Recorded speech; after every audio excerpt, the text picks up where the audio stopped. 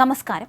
അവയവദാനത്തിന്റെയും ജീവകാരുണ്യ പ്രവർത്തനങ്ങളുടെയും മറവിൽ നടന്ന വൻ വൃക്ക കച്ചവടത്തിന്റെ ഞെട്ടിക്കുന്ന വിവരങ്ങളാണ് പുറത്തുവന്നത്. കോടികളുടെ ഇടപാടുകൾ നടന്ന ഈ സംഭവത്തിൽ 2 പേർ ഇതിനോടകം തന്നെ അറസ്റ്റിലായിട്ടുണ്ട്. സൺ കമ്മ്യൂണിക്കേഷൻസ് ഉടമ സണ്ണി വർഗീസിനെയും ഭാര്യ സിനി വർഗീസിനെയുമാണ് കുന്നത്തുനാട് പോലീസ് കഴിഞ്ഞ ദിവസം പിടികൂടിയത്. ഇവരുടെ സ്ഥാപനത്തിൽ നടത്തിയ റെയ്ഡിൽ എംപിമാരുടെയും MLAമാരുടെയും വ്യാജ ലെറ്റർ പാഡുകൾ ഉൾപ്പെടെയുള്ള അതീവ ഗൗരവകരമായ രേഖകൾ അന്വേഷണ സംഘം കണ്ടെടുത്തു. കാസർഗോഡ് മേൽപ്പറമ്പ് സ്വദേശിയായ മുഹമ്മദ് നജീബാണ് ഈ തട്ടിപ്പ് ശൃംഖലയുടെ മുഖ്യ ആസൂത്രകനെന്ന് പോലീസ് തിരിച്ചറിഞ്ഞു. ഇയാളും ഭാര്യയും നിലവിൽ ഒളിവിലാണ്. ഇരകളെ കണ്ടെത്തുന്നതിനും ഇടപാടുകൾ ഉറപ്പിക്കുന്നതിനും ഇവർക്ക് നിർണായക പങ്കുണ്ടായിരുന്നു.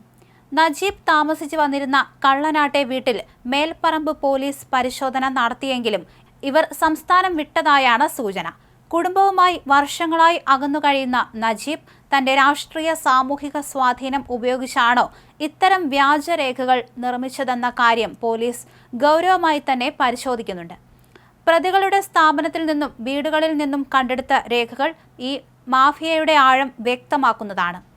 MPമാരുടെയും MLAമാരുടെയും പേരിലുള്ള വ്യാജ ശുപാർശ കത്തുകൾക്ക് പുറമെ പ്രമുഖ സ്വകാര്യ ആശുപത്രികളുടെ ബ്ലാങ്ക് ലെറ്റർ പാഡുകൾ, വ്യാജ പോലീസ് ക്ലിയറൻസ് സർട്ടിഫിക്കറ്റുകൾ, മെഡിക്കൽ ലാബുകളുടെ വ്യാജ റിപ്പോർട്ടുകൾ എന്നിവയും പോലീസ് കണ്ടുകെട്ടി. ഔദ്യോഗിക നടപടിക്രമങ്ങൾ വേഗത്തിലാക്കാനും നിയമത്തിന്റെ കണ്ണുവെട്ടിക്കാനുമാണ് ഇത്തരത്തിൽ വ്യാജരേഖകൾ നിർമ്മിച്ചിരുന്നത്. സാമ്പത്തികമായി പിന്നോക്കം നിൽക്കുന്നവരെയാണ് ഈ സംഘം പ്രധാനമായും ലക്ഷ്യം വെച്ചിരുന്നത്. ഒരു വൃക്ക ഇടപാടിൽ 20 ലക്ഷം രൂപ വാഗ്ദാനം ചെയ്ത് അവയവം നൽകിയ വ്യക്തിക്ക് ലഭിച്ചത് വെറും 9 ലക്ഷം രൂപ മാത്രമാണ്.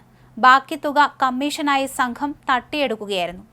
പല ഇടപാടുകളും 50 ലക്ഷം മുതൽ 80 ലക്ഷം രൂപ വരെ നീളുന്ന കോടികളുടെ ബിസിനസ്സായി മാറിയിരുന്നുവെന്നാണ് പ്രാഥമികമായ നിഗമനം. ചാരിറ്റി രംഗത്ത് പ്രവർത്തിക്കുന്ന ചില പ്രമുഖർക്ക് ഈ മാഫിയയുമായി ബന്ധമുണ്ടെന്ന സൂചന നൽകുന്ന വാട്സപ്പ് സന്ദേശങ്ങളും ഓഡിയോ ക്ലിപ്പുകളും പോലീസിന് ലഭിച്ചിട്ടുണ്ട്. വരും ദിവസങ്ങളിൽ കൂടുതൽ അറസ്റ്റ് ഉണ്ടാകുമെന്നാണ് കരുതപ്പെടുന്നത്. എന്തായാലും ഇവർക്ക് വേണ്ടിയുള്ള തെരച്ചിൽ പോലീസ് ഊർജിതമാക്കിയിട്ടുണ്ട്.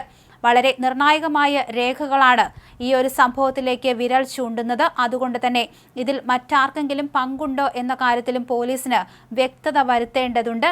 ഇതിനായി കൂടുതൽ അന്വേഷണം വ്യാപിപ്പിച്ചിരിക്കുകയാണ്.